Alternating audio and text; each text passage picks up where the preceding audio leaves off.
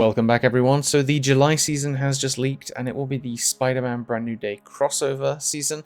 A lot of these cards are looking kind of nuts. Obviously subject to change, because we don't know right now if these are going to come out in this state. July is about only a month away. I know the last time I did one of these leak videos was like 2 months ago now. I was waiting for the entire full version of the July cards to come out before I covered these. I think there's some like base level August ones, so you guys let me know if you want me to cover them before they come out with like a few more concrete cards, or if not, I can always just make a video on it, but for now I thought I would cover the July ones. So first off, we have the Season Pass card, which is Spider-Man Brand New Day. It's a 1/2 with the adjusted keyword, movable twice. After this card moves, give one of your other cards at the new location +1 power, even unrevealed ones. Which I guess is a nice touch. It's probably going to be moving it is going to resolve before your card is played. So it's nice to know that it will buff the card before it's played. I think this is pretty solid. Move is definitely going to skyrocket this season, I won't lie. There's a lot of Craven synergy, there's a lot of Hydra Stomper synergy. Maybe there's some possibility for a couple of decks that could incorporate the buff and move archetype. Off the top of my head, I can't necessarily think of many that would want that. I mean, obviously there's Human Torch and things like that. There's a couple of other cards here that are also going to buff that sort of archetype, but the card itself has movable twice, which is new as well. If we think about Nightcrawler when it was a 1/2, it was still pretty decent all the way up until it got buffed to a 1/3 and then became almost a staple of the decks that try and push tempo and get control of the board early. Spider-Man Brand New Day I think is going to be crazy, but I won't get ahead of myself and do rankings here. I'll save that for just before the season releases, which, thinking about it, my rankings for the June season cards are actually going to be just around the corner. It's about a week away. Wow. Yeah, that's crazy to think about. Okay, well, before I get ahead of myself, next up we have Mary Jane, which is the super premium season pass card, I believe. She is a 3/3 that reads, end of turn, give each of your cards that moved this turn +1 power. So this is kind of crazy. I mean, you can have a whole bunch of things going. You got Arcadia, you've got Iron Fist, you've got Madam Webs, you've got Heimdall. Even just think about Heimdall. Heimdall at a minimum can move like 4 cards and 3 cards. I mean maximum, not minimum. But 7 cards, then Mary Jane buffs +7 power. Kind of think this card is a little bit insane. They're really adding the buff and move thing together, which makes me a little bit scared for where Human Torch is going to go this season. But at least Human Torch will have a bit more of an interesting archetype instead of just being ham-fisted into the Living Tribunal decks. I do think this is going to be a little bit insane, I won't lie. This season is a little bit scary. Mary Jane herself, I mean, you can play her turn 3 and then maybe you have a Madam Web that's moved something, or a Spider-Man Brand New Day that's down. Those cards getting buffed, moving to buff other things. Next turn, you're able to move something else. You got a Hercules down. You got a, I mean, Hercules, I guess, isn't really that usable, but it's Spider-Man Brand New Day, moving it a second time. You get where I'm going with this. The card seems crazy. If you're a move enjoyer, this season is made for you, really. There's a couple of other cards supporting other archetypes, actually, as well, which I'm excited about, and I'm getting ahead of myself again. So, Series 5 card on June the 30th is 2/3 Aunt May. So we finally get Aunt May in the game, which is another end of turn. If you've used a movable ability, give a movable card in your hand, -1 cost and +2 power. What are they thinking with this card? Every single turn, if you've used a movable ability. So I need to look into this a little bit more. Is something like Madam Web now movable or something like that? Does it count if you move a card with Madam Web? I'm not actually sure. I don't think so. Same with Iron Fist, it's like a move the next card you play to the right. It doesn't say it's a movable ability. So I guess the card itself has to be able to move by default without having another exterior effect moving it. which I guess makes her slightly less usable. But if you're building your deck around having cards like that, I think Jeff from this season upcoming, June, is also movable.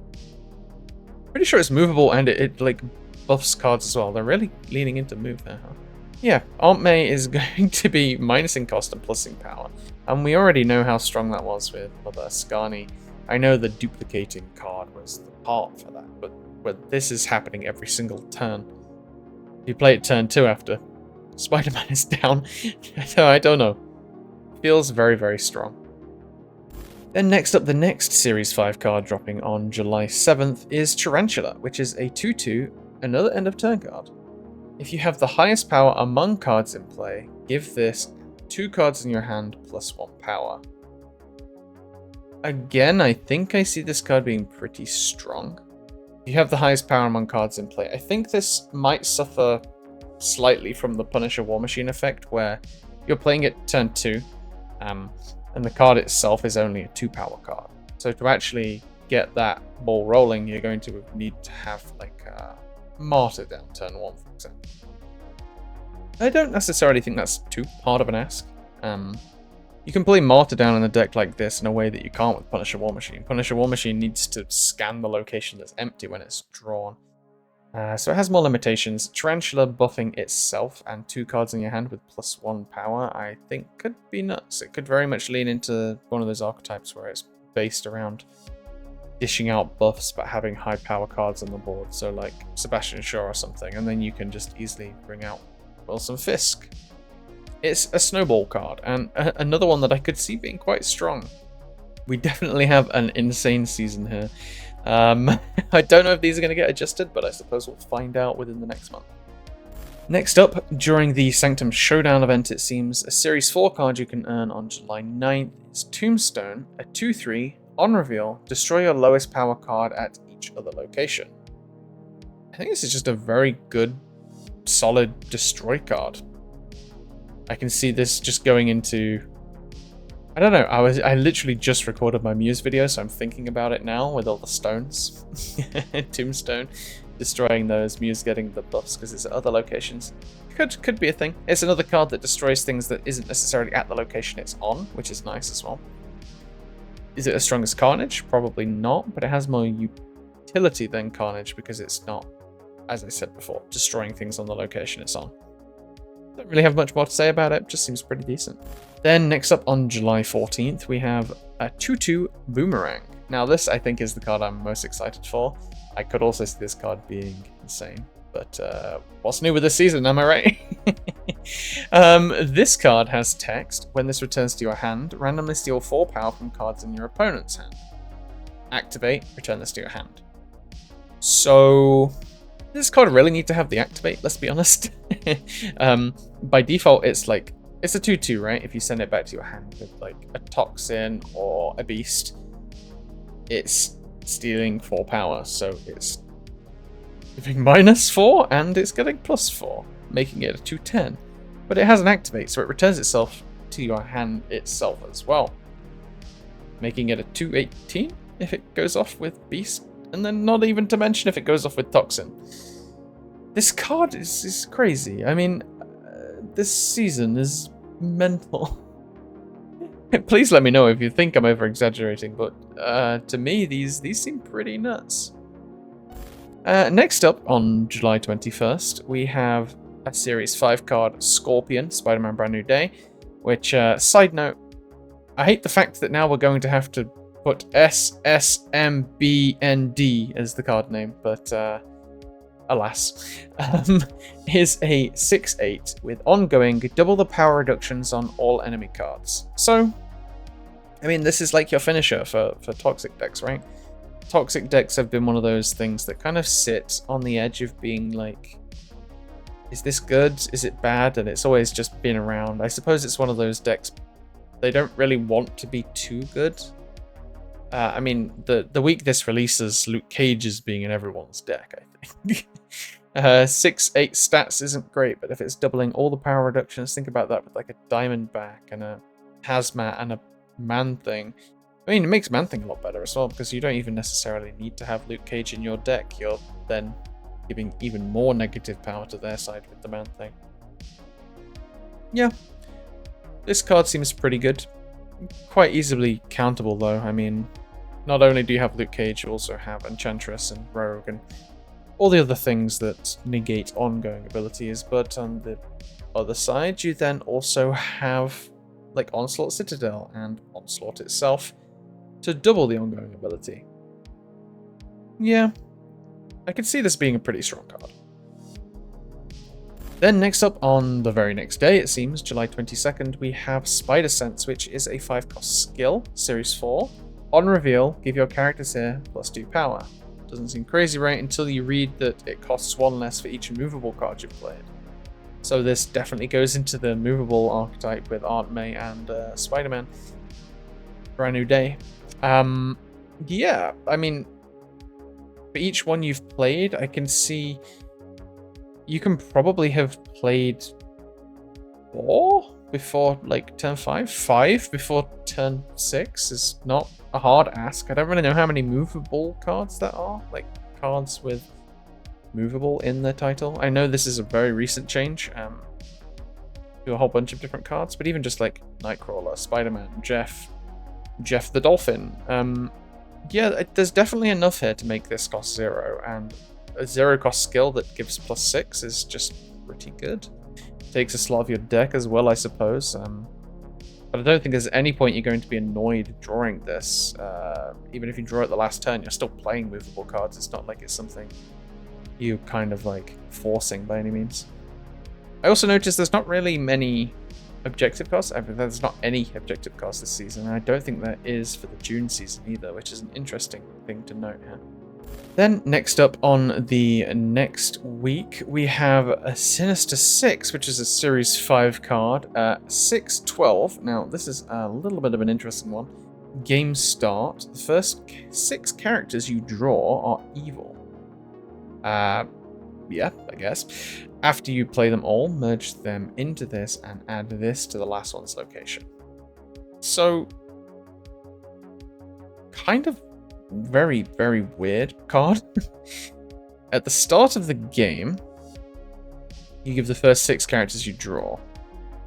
So I suppose that's also counting the ones you like draw on your first turn. Meaning, what, like by turn 4, you're going to have all those cards? I mean, like turn 3 probably, right? I would guess. And you probably want to play this with Thanos, right? Just because then your Infinity Stones are going to get the evil status. And then once all of your Infinity Stones are played down, they'll merge into Sinister 6, which, if it's just in your deck somewhere, it will then just get added to the location of the last one you play. It's a hard card to really build a deck around, because, like, what then are you going to want to make sure you don't really have cards with abilities? Because some of these abilities are just going to get removed as soon as they're merged into this thing. But I suppose then you want to get it down in enough time to play like an Arnim Zola or what's the card even called? Taskmaster. Yeah, I think I see that being the area this card goes into, and I think in a Thanos shell, that could be kind of nuts. But at the same time, if you're running Arnim Zola and Taskmaster, what if they're the first within the first 6 cards you draw, right? You kind of just have to play them to actually get the effect to go off. So if you're playing at turn 6 and the effect is going off because you played a 6/0, yeah, I don't know. Weird card. There might be some way to cook with this, but I'm unsure currently. And just to finish it off, we have J.Jonah Jameson, which is a 1/3 with ongoing, your text emotes are ruder. I know some people are probably going to love playing this card, and it's a 1/3, so it's not too hard to just throw into a deck. You know, yeah, I guess that's all I have to say about that card. And yeah, that wraps it up for the July season. Let me know if you want me to cover the August season, even though it is relatively bare bones. It is also kind of complicated. One of the cards has a lot of things to break down. If you did enjoy the video, subscribing and even just dropping a like means the world to me. I've got a lot of love recently from you guys, and I really appreciate it. I've been doing my buff videos. I think I only have 1 out at the moment. where I've just been talking about a lot of cards that don't see any play and giving them buffs, I was so pleasantly surprised that most people were just very positive on the changes I made, and I hope I can deliver in the second one.